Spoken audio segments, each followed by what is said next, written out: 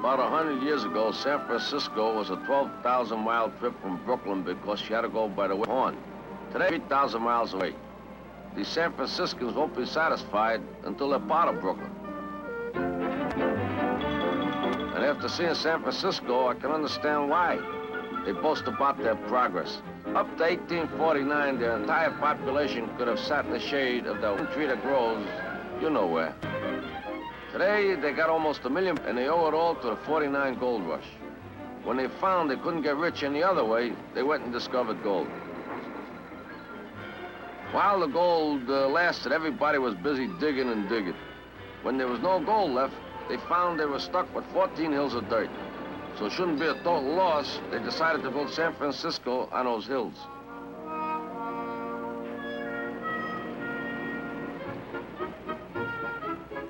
And since then, life has been an uphill struggle. And when you get down to it, it's another way of getting up in the world.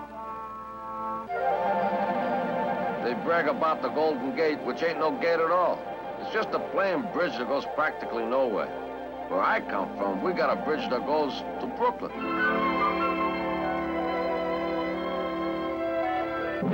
That rock out there is one place where you can make a federal case out of one visit. It's called Alcatraz, a pen with a lifetime guarantee.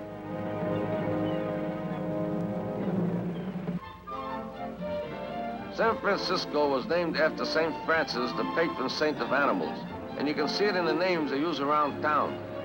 They call their auditorium a cow palace. Their city dock is Fisherman's Wharf. Their baseball team, the Seals. And you never know when you're going into a restaurant or a pet shop.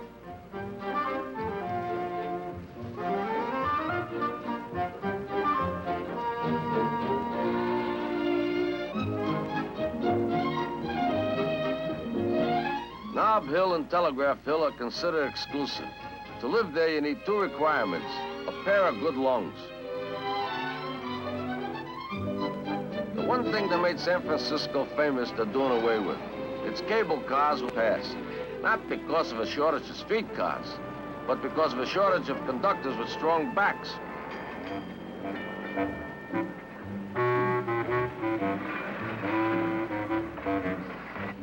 Anyway, the conductors on these cars have a responsible position. Whatever goes wrong, the conductors are held responsible.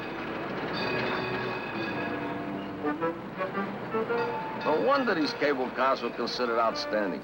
Anytime during the ride, the passengers never knew when they'd find themselves not only outstanding, but out pushing.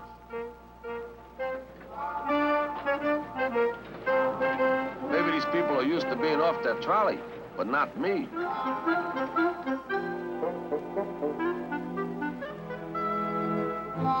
In the Old West, every crowd carried a rope. Here in Frisco, every rope carries a crowd. Seeing San Francisco without seeing Chinatown is like visiting New York without taking in Brooklyn. They have the largest Chinese community outside of China. And you first realize it if you lose your laundry ticket and you have to go looking for your laundry.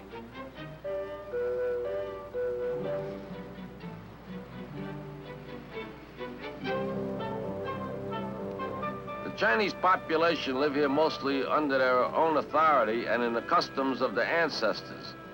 Dig that crazy hot rod. These Chinese had clever ancestors. Here's the Chinese telephone exchange. I wonder if I can put in a call to Brooklyn. The Chinese say that one picture is worth 1,000 words. But it seems they can't convince their women any better than we can in Brooklyn.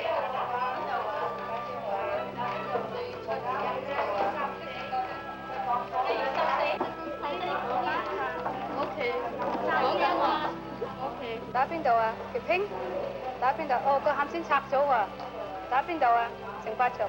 等一陣啦嚇。Sorry, no connection. Brooklyn, wrong number. Goodbye. How do you like that? Well, as Confucius say, if at first you don't succeed, try again. Maybe he heard of Brooklyn. I beg your pardon.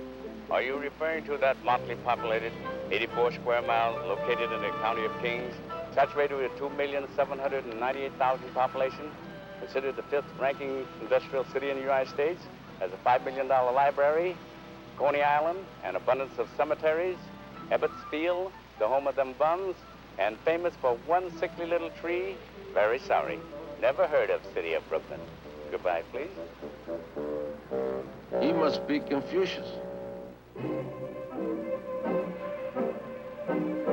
In order to drive a car in San Francisco, the motorist has to be air-minded. It's the only town that goes in 6 directions: east, west, north, south, up and down.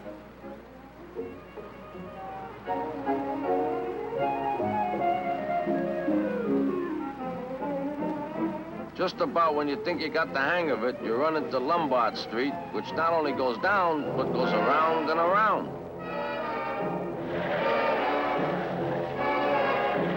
Lombard Street has the distinction of being the crookedest street in the world. Guess they never heard of Wall Street. This is where the cops test drunken drivers. If you can drive down without having an accident, they figure you must be drunk.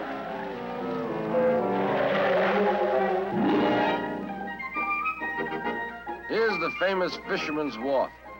People from all over come here for delicacies of the deep brought in by rod, reel, net, hook, line, sinker. I don't know. In Brooklyn, we get the same results with just a can opener.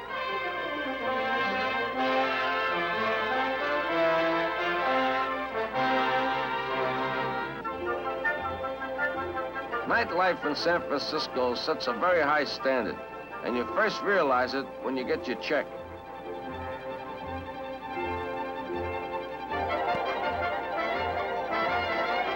This used to be the old Barbary Coast. Today it's pretty tame, but it's still one place, if you're on the loose, you can really get tight.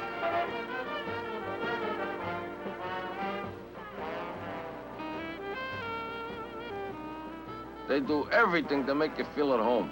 I can't understand it. What kind of homes do these people come from?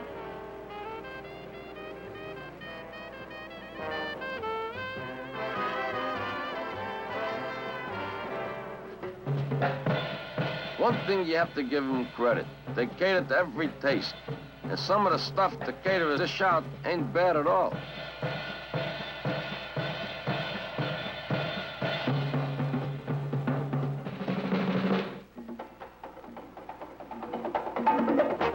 But it don't take the visitor long to discover that the most popular dishes in Chinatown are Oriental.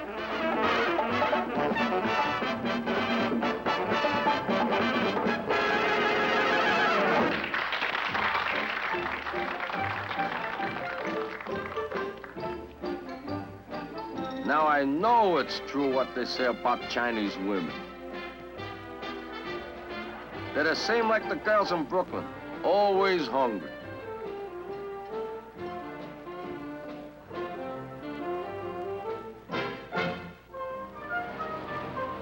In order to get a bird's eye view of this town, you gotta be a regular mountain goat.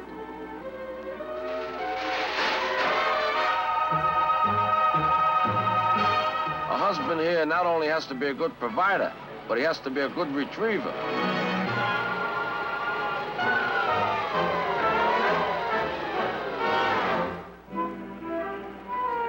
Their waterfront is called the Embarcadero. You can say what you will about San Francisco, but you have to admit one thing.